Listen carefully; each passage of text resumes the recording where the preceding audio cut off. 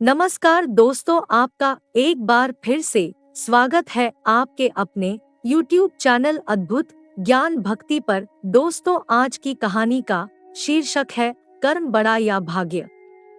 आज की प्रेरक कहानी कर्म पर आधारित है। यह कहानी है दो भाइयों की। एक बड़ा भाई और एक छोटा भाई, जो दोनों स्वभाव से बिल्कुल विपरीत थे। बड़ा भाई मानता था कि लोगों की मदद करनी चाहिए, सेवा भाव रखना चाहिए, सबसे अच्छे से पेश आना चाहिए, जब जब मौका मिले दान देना चाहिए। छोटा भाई मानता था कि जीवन एक ही बार मिलता है, इसलिए उसे खुलकर जीना चाहिए। जो भी मन हो वह करना चाहिए, नशा हो, डांस बार जाना हो या और कुछ भी, जिसमें खुशी मिले वह हर काम करना चाहिए। दोनों भाई अपनी अपनी मान्यताओं के हिसाब से अपना जीवन व्यतीत कर रहे थे। बड़ा भाई जो भी कमाता उसमें बड़ी मुश्किल से गुजारा कर पाता था, क्योंकि वह जब भी मौका मिलता दूसरों की मदद करता था। वो सत्संग सुनने जाता, मेडिटेशन करता।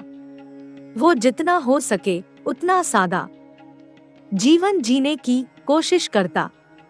छोटा भाई गलत रास्ते और गलत तरीके से ज्यादा धन कमाता और अपनी हर इच्छा पूरी करता। दारू सिगरेट पीता, नाचने वालियों के पास जाता, जितना संभव हो उतना ऐश करता। बड़ा भाई अक्सर अपने भाई को समझाने की कोशिश करता कि वह अपने जीने का तरीका बदल दे। वो जो कुछ कर रहा है वे अच्छे कर्म नहीं है। लेकिन छोटा भाई उसकी एक ना सुनता और उल्टा बड़े भाई को ही अपना जीने का तरीका बदलने के लिए कहता। वे दोनों ही एक दूसरे की बात माने बिना अपने अपने तरीके से जिंदगी जीते रहे।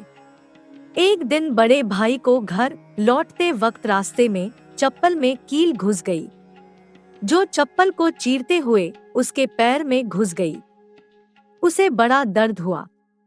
दर्द इतना ज्यादा था कि वह ठीक से चल भी नहीं पा रहा था, लेकिन फिर भी जैसे तैसे लंगड़ाते दर्द सहन करते अपने घर तक पहुंच गया।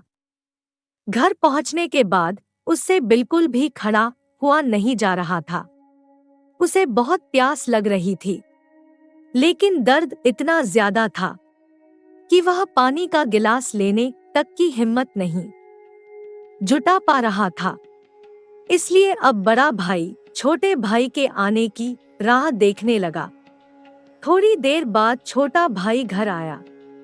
उसके चेहरे पर बड़ी सी मुस्कान थी। वह बहुत ज्यादा खुश लग रहा था। छोटे भाई को देखते ही बड़े भाई ने उसे पानी मांगा। छोटे भाई ने ठंडा पानी बड़े भाई को पिलाया और उसे क्या हुआ है उसके बारे में पूछा। बड़े भाई ने बताया कि उसके पैर में कील घुस गई है। छोटा भाई बड़े भाई से बोला, देखिए, आप इतना सादा और सच्चाई भरा जीवन जीते हैं, बदले में आपको क्या मिला? और यह देखिए मैं कितना खुलकर जीवन जीता हूँ। इसलिए आज मुझे रास्ते में यह हीरे का हार मिला है। हम दोनों की परिस्थितियां यह साबित करती है कि मेरा तरीका सही है और आपका गलत। बड़ा भाई बड़ा परेशान था, फिर भी वह छोटे भाई को समझाने लगा कि नहीं, उसी का तरीका सही है। बड़ा भाई कह रहा था कि तरीका मेरा ही सही है, लेकिन शायद कुछ गड़बड़ है, इसलिए हम ऐसा करते हैं कि कल हम दोनों ज्योतिष को अपनी अपनी कुंडली दिखाएंगे। वही बताएगा कि क्या दिक्कत है। वह जिस ज्योतिष की बात कर रहे थे वह बहुत बड़ा जाना माना ज्योतिषी था। उसकी कोई भी भविष्यवाणी गलत नहीं होती थी। छोटा भाई हीरे का हार मिलने की वजह से बहुत खुश था, इसलिए वह भी बड़े भाई के साथ जाकर कुंडली दिखाने के लिए राजी हो गया। अगले सुबह दोनों भाई अपनी अपनी कुंडली लेकर उस ज्योतिषी के पास पहुंच गए। बड़े भाई ने अपनी कुंडली ज्योति को दिखाई। उस कुंडली को देखते ही ज्योतिषी बोला, बाप रे बाप, किस अभागे की यह कुंडली है, यह तो अब तक मर गया होगा। बड़ा भाई कुछ नहीं बोला और फिर छोटे भाई की कुंडली ज्योतिषी को पढ़ने के लिए दी गई।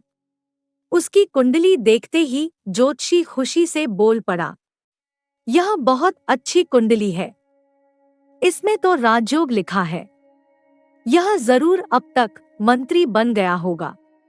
दोनों कुंडली दिखा देने के बाद दोनों भाइयों ने ज्योतिषी से कहा कि यह दोनों कुंडली उनकी है और आपकी भविष्यवाणी गलत है, क्योंकि ना ही बड़ा भाई अब तक मरा है और ना ही छोटा भाई मंत्री बना है।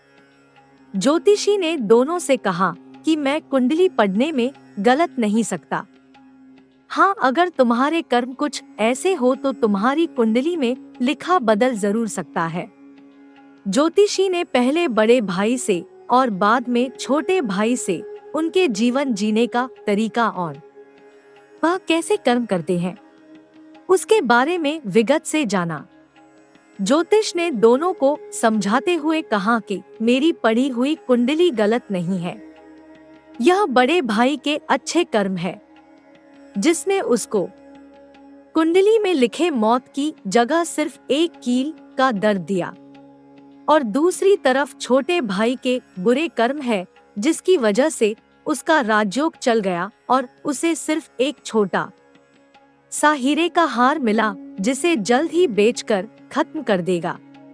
दोस्तों, छोटी सी एक प्रेरक कहानी हमें वही सदियों पुरानी बात याद दिलाती है कि जैसे कर्म होंगे वैसे ही फल होंगे। अगर हमारा वर्तमान अच्छा या बुरा है तो वह हमारे पहले पुराने कर्मों की वजह से है, और हमारा भविष्य अच्छा या बुरा होगा वह हमारे वर्तमान के कर्मों के हिसाब से होगा।